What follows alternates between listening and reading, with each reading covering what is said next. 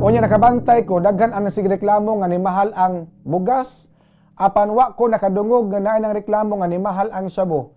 Nakakita mo mga drug addict nga reklamador?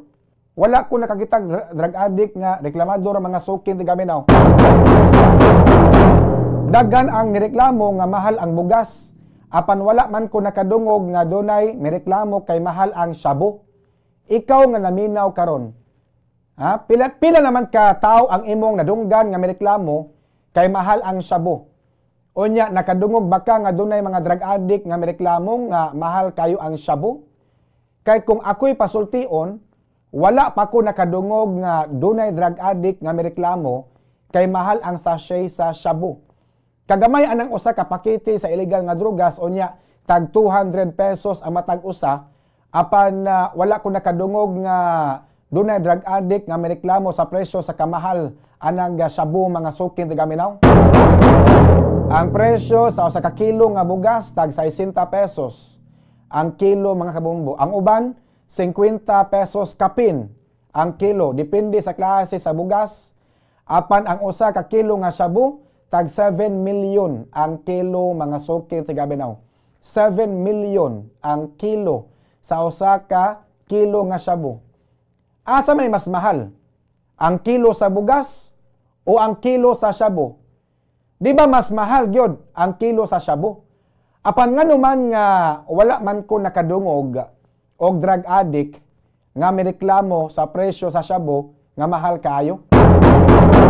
Gani bisag tago-tago ang pagpamaligya sa shabu apan halinon gyapon kaayo. Ako naobserbaran nga nanaghan ang mga drug addict sa Pilipinas. Nagbaha ang supply sa shabu mga suking ti gaminaw.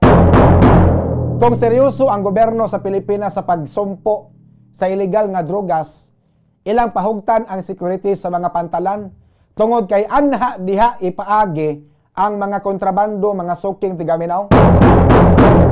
Dili na safe karong panahon na.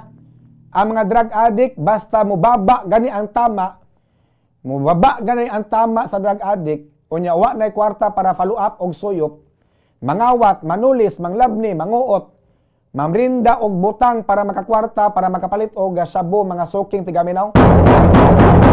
Kakuyaw simbako. Kakuyaw simbako kung makasilingan kag drug addict. Kakuyaw simbako kung usa ka sa mabiktima sa drug addict, ubak ka ha.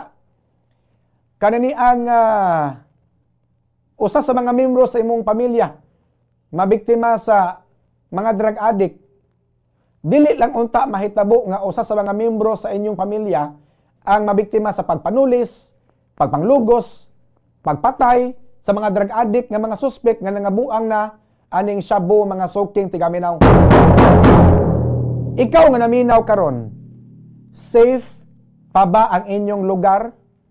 Sa una ang mga call center agent kung mo duty o gabi. Sa una ang mga trabahante kung mo duty o kadlawon, dili mahadlok nga maglakaw-lakaw sa kalsada bisag mingaw na ang palibot. Apan karon ultimo habal-habal driver, manulis pa ngadto sa mga pasahero nga manguli og kadlawon mga suking ti gaminaw.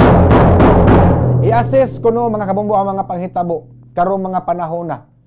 Magsakay kag jeep unya mag-text ka sa imong cellphone. Tagsa na lang kay na mahitabo nga dunay mga panglabnihan. Apan karon makuyawan na ka nga mag-text sa imong cellphone diha sa jeep. Mahadlo ka nga malabnihan mga suking ti gaminaw. Kaya mga tao ron gumikan sa kawadon, napugos pagtukmod silang kaugalingon paghimo og mga krimen sama sa pagpanulis, pagpangawat, pagpanglabni, hilabi na kato mga drug addict nga walay para follow up sa ilang bisyo mga kabombo. Gasto ka na magbisyo kag shabu.